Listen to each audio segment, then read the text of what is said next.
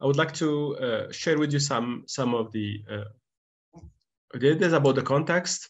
Just to give you an idea that Morocco has achieved nearly universal primary school enrollment with 100%, almost 100% now. The issue that we have with education in Morocco is that 7 out of 10 first graders could not read at the grade level.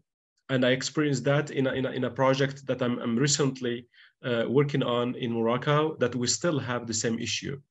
And also Morocco is ranked 48th out of 50 countries especially in the MENA region, in pearls. The education authorities, they tried a lot to solve this issue, but we still have problems. Although we changed the curricula and textbook twice, and we are training, we conduct trainings programs on how to improve the result of reading instructions. But again, the results are still below expectations. Now, the problem that I would like to share with you today is the place of the mother tongues in teaching and learning and in literacy in general. And as you may or you may not know, that we do have what we call a diglossic situation in the Arab world. And what applies to my presentation, what applies to Morocco, applies also to all the Arab world. So the issue that I'm raising here is whether or not do we benefit from the mother tongues in Arabic or not.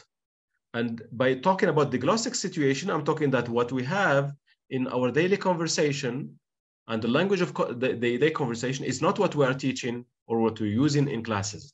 It's like two registers that they are different in certain ways. But what I'd like to show that there are links between the standard Arabic, which is the language of teaching and learning, and the colloquial Arabic, which is the language of the daily conversation. Now, the question whether are there any bridges between the standard language and colloquial Arabic? Now, unlike what would happen in standard language, actually as a second language, colloquial or the native speakers for colloquial Arabic is never out of words or expressions. It means that they have a rich lexicon, they have a rich language that they can use at any time, either by paraphrasing or by fixed expressions. Also, the native speakers has an intuitive language skills that allow him or her to interact in all kind of communication scenarios that is reserved for children, of course. But they are weakened only by registers such as technical or scientific that they are not introduced to in the past. Now, also native speakers, they can integrate a broad knowledge, either drawn from family or from social experience since the age of 4. Also, the native speaker has the skill to access to abstraction through stories, tales, television, all the shows that they see. But all what I'm talking about now is not different from all languages, actually, for the human languages. So the native speakers, they are investing in their mother tongue, but when it comes to school, the issue is whether the school is investing in what the children know before or not. The issue for the Arabic language is that we don't bridge that much between the two, the mother tongue, the Arabic mother tongue, and the standard Arabic. And the problem that we see, in most cases as educators, is that the writing system, we don't have one for Moroccan Arabic. What we see is a different thing, and I will explain that.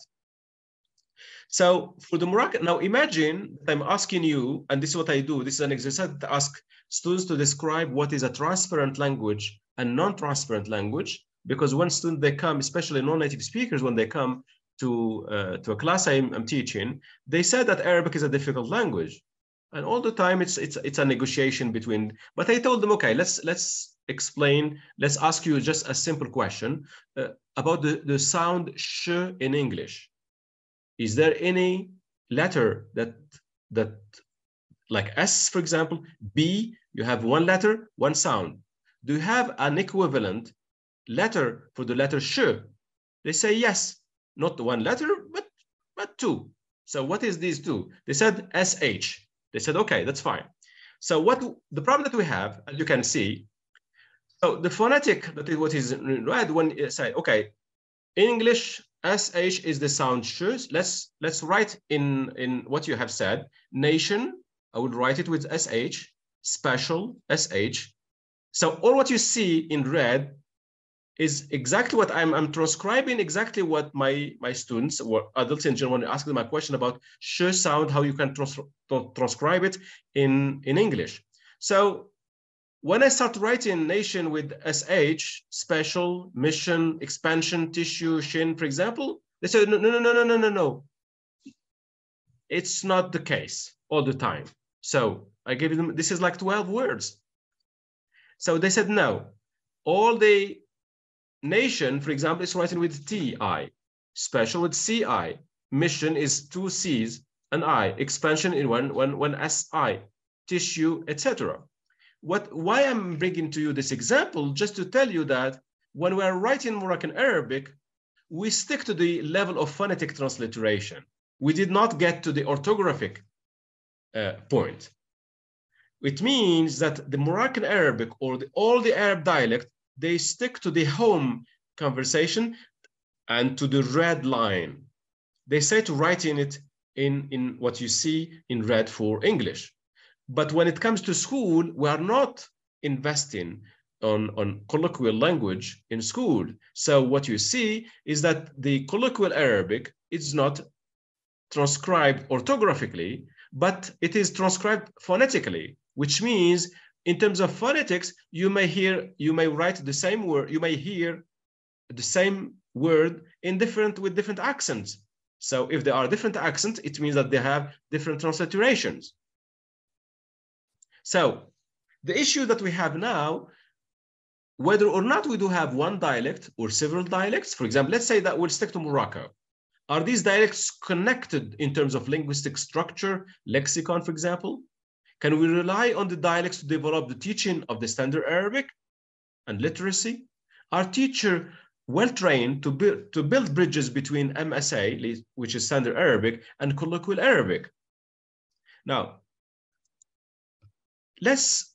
to answer some of the questions, I'm building my assumption on the census results in Morocco, which tells me that, as you may know also, that in Morocco we do have Tamazight language, okay, standard now, but it's 3 dialects, and colloquial Arabic. This is the language of daily conversation in Morocco. So in the 60s, 40% of Moroccans, they were speaking Moroccan Arabic. 60% they were speaking Tamazight. 54% in 82, and 89.8% in 2014. Now, in 2014, Moroccan Arabic is used up to 96% in urban areas, while 80.2% is used in rural areas. What do schools benefit from these data?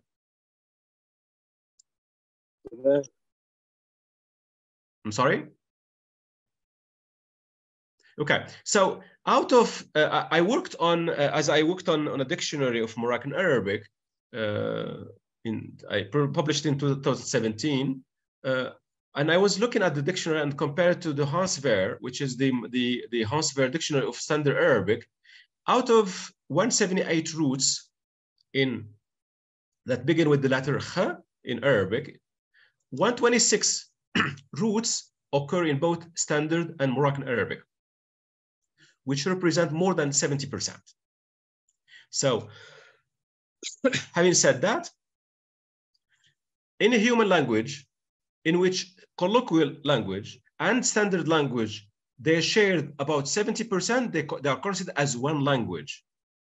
But in Morocco, in the Arab world, although we do have 70% of similarities between the 2 registers, they're considered as as one language and dialects.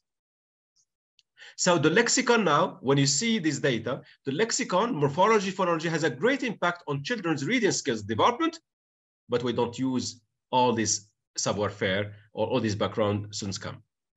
What I would like to do now is to share with you some of what we have. So all what you see in Arabic language, this is a text that is written in Moroccan Arabic, it's a song. So what you see underline is it's written in Moroccan Arabic. What you see in black, not highlighted, it's what is shared between standard Arabic and colloquial Arabic. So to give you an idea, so 39 words, 6 words, they were subject to phonological, morphological, and spelling changes, but more than 80% of resemblance rate between Moroccan Arabic and standard Arabic. So, okay, if we do have this information, that the words are the same, which is again, reflects on how much children they know from their mother tongue, but we are not investing all that savoir-faire to the standard classes, to writing stories, to spelling, to literacy in general. So this is a big loss to what children know, but we cannot invest on that. So what skills to build in this case? If we rely on these mother tongues, on all what they know in the mother tongue, and how can we transfer all that knowledge to the standard Arabic class? One is to the communication, the oral communication would be well developed before coming to class. And when you read a story, for example, that is close to children's daily life, they will be able to communicate with you, to negotiate with you the outcome of the reading. They can give their opinions in colloquial Arabic. They cannot do that in standard Arabic because we did not bridge between the two. Now, if we offer children the tools and let them know that their native language could be an object of research, can be object of study, for example, then there's a lot to gain from it, like the restitution of sounds, the graphemes, the correct writing, the respective writing standards and all that. But we need to tell them that they are one language, not two languages. What I would like to,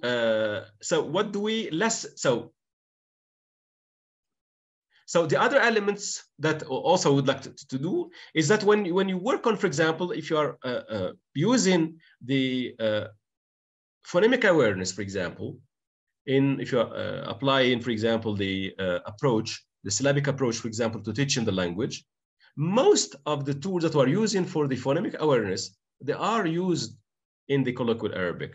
But the issue here that we don't rely on all the savoir-faire of the children. And this is the big issue that we have also. So to develop their orthographic awareness, reading skills, fluency, our system, or at least in Morocco, we are not building the bridges between the two. So our stories, they talk in a way that is somehow not close to the children's daily life. Therefore, we're not using all this savoir-faire to help children acquire all the tools to read and decode in Arabic. So there is a lot of loss that we don't invest in, and it's really a big loss. So this is why if we are getting these results, it's normal, because in English or in all other languages, they rely on their mother tongues, and to build bridges between the two. So the language of the school is the same language of home. In our case, it's not the case. So we need to build that. And the issue that we have here, while there's a lot of recommendation to build bridges between the two, because of political issue, because of religious issue, we could not get to that point. In addition to that, with the social media now, the issue becomes bigger, because you do have now non-experts, but because they are influencers, they have their word to say about an issue, a political or socio-linguistic issue, that it is political, it becomes open to all in social media, and it becomes like a dictate, that it was dictated to all our strategies. And so, as if those who are in the social media are the good people to take their advice, while when you read their comments about Moroccan Arabic, they should be different from standard Arabic, or what you see is just plenty of mistakes when they are writing, and which is again a big problem. So just to summarize the whole point of this presentation today is that yes, we do have a problem with the level of literacy and the problems that we have about reading and about the all the evaluation that we have that shows that Morocco is lagging behind. Yes, we do have strategies to, let's say, to overcome certain aspect of the literacy by using the mother tongue in early grades, while children, they're learning, for example, to decode, to read and learn the Arabic alphabet. They have time to use the colloquial Arabic, to listen to stories, to discuss subtopics with their teachers, but we don't do that. Again, and there's another issue that we have also is about, if we would like, let's in the scenario that we accept that will create bridges between the two, who do we have enough standards to help in making the reading of colloquial Arabic close to the standard Arabic? And in this situation, I would like to see how Israel is doing with these issues, that they have their colloquial and standard, how they fix this issue. And when I'm hearing Vered saying that they have 70 words per minute, if they tried with Arabic, if they got the same results, and if they did, so what is their strategies? Thank you very much for your listening and your time.